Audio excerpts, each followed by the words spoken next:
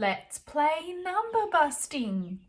Today you will need some counters and you might like to use some tens frames to help you with your thinking. And then you're going to need this page from your booklet from today's warm-up, which is Monday. Okay, today we're going to number bust the number 24. This means we're going to make the number 24 in lots of different ways. But first, what do you already know about the number 24? I want you to think about it. What do you already know? Are you imagining the number? Are you imagining it in a different way? I want you to write it down. Writing down the number 24. Can you visualize the quantity of 24 on tens frames? How many tens frames would you need? Some people are saying 2 tens frames. Some people are saying 3 tens frames. Let's see.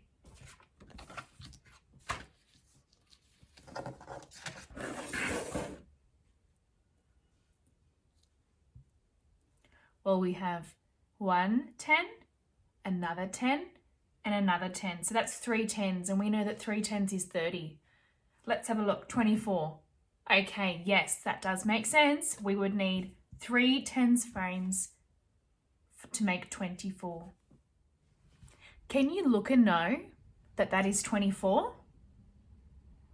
Yes, we've got 10, 20, and 4 more to make 24. Okay, awesome. Can you look and find a solution to split up the number 24? Because that's our goal today. We're splitting up the number 24 in different ways, or making the number 24 in different ways. I wonder if you can look at these tens frames and see if you could split up the number 24 in 3 parts. Into 3 parts. Oh, you're saying you can see one part here, which is 10, and another 10, and then 4. Okay, so that's 3 parts. So you can see 10 plus 10 plus 4 to equal 24. If we're thinking about our number busting sheet, let's just forget about the division and multiplication for the moment. We're looking at addition and subtraction. Which one would we put that under? Are we adding numbers together or are we taking away? You're right, we are adding numbers, so it's addition. So you said 10 plus 10 plus 4 equals 24. We've got our first solution. Okay. I wonder if you can split the number 24 into 2 parts. We've done 3 parts for our addition. I wonder if you can split it into 2 parts. What can your eyes see? My eyes can see 20 and 4 more. Can you see that? 20 and 4 more. So my number sentence would look like this. 20 plus, everyone do the plus symbol in the air. That's right. That's the addition symbol. 20 plus 4 equals 24. It's always going to equal 24.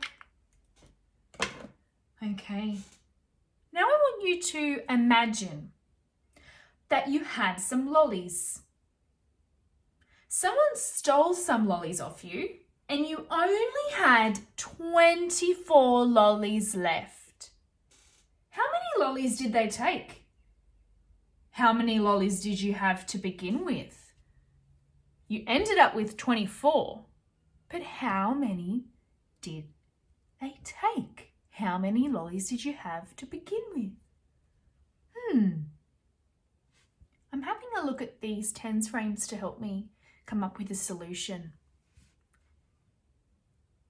Oh, you're saying you had 30 lollies before someone stole some.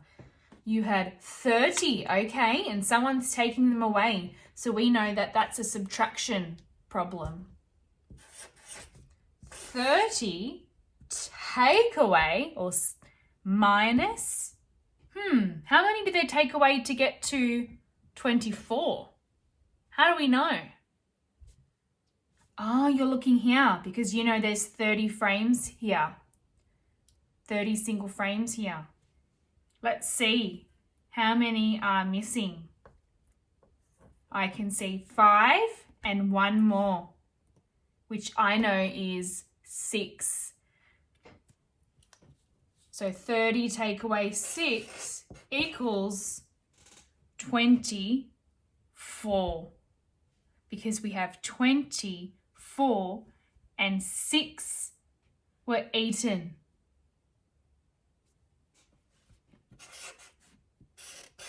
From the 30 lollies.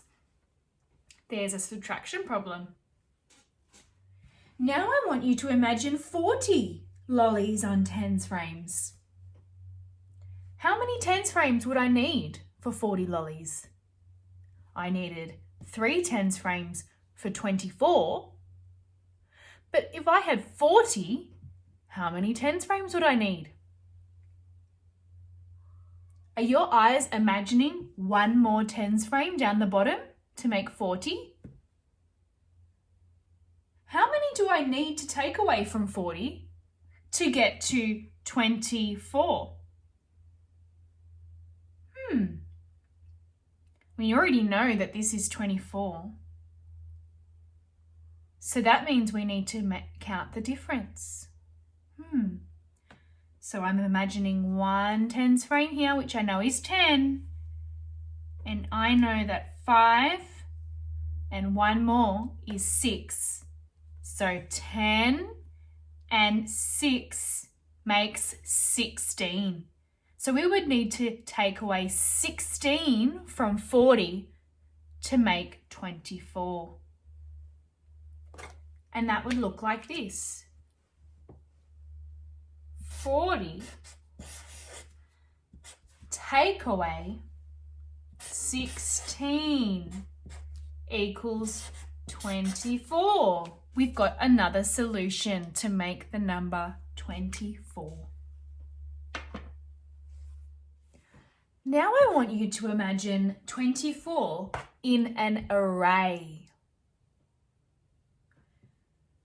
How many rows do you have in your array? Or how many columns?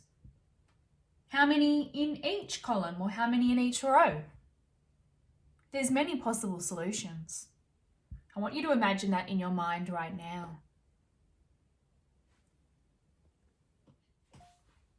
Here's my array of 24.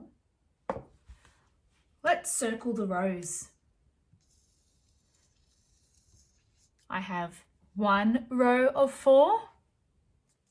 Let's check. 1, 2, 3, 4. Yep, there's 4 in each row. 2 rows of 4. 3 rows of 4. 4 rows of 4. 5 rows of 4. And 6 rows of 4. So I have 6 rows of 4, which equals 24 altogether.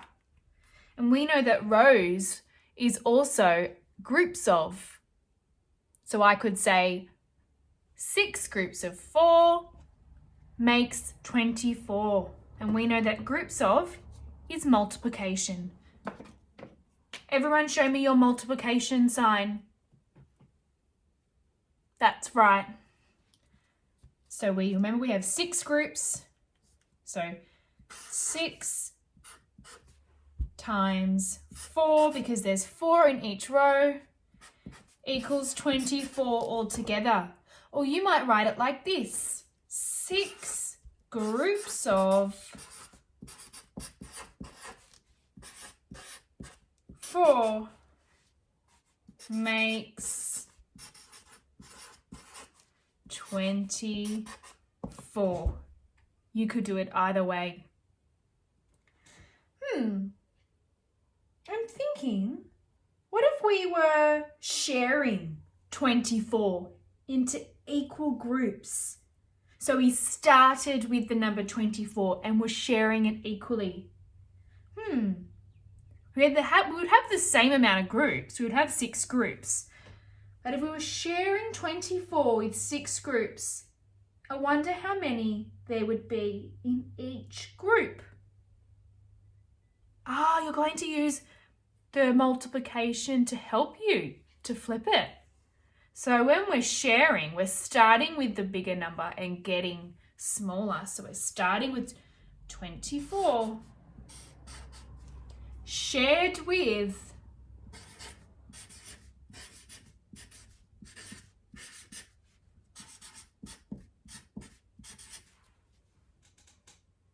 6 groups, remember? So 24 shared with 6 is how many? How many does each group get?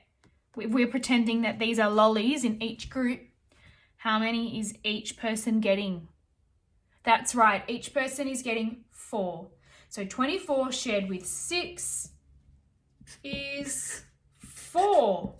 Or you might be extra clever and use the division symbol, which looks like this. 24 divided by 6 equals 4.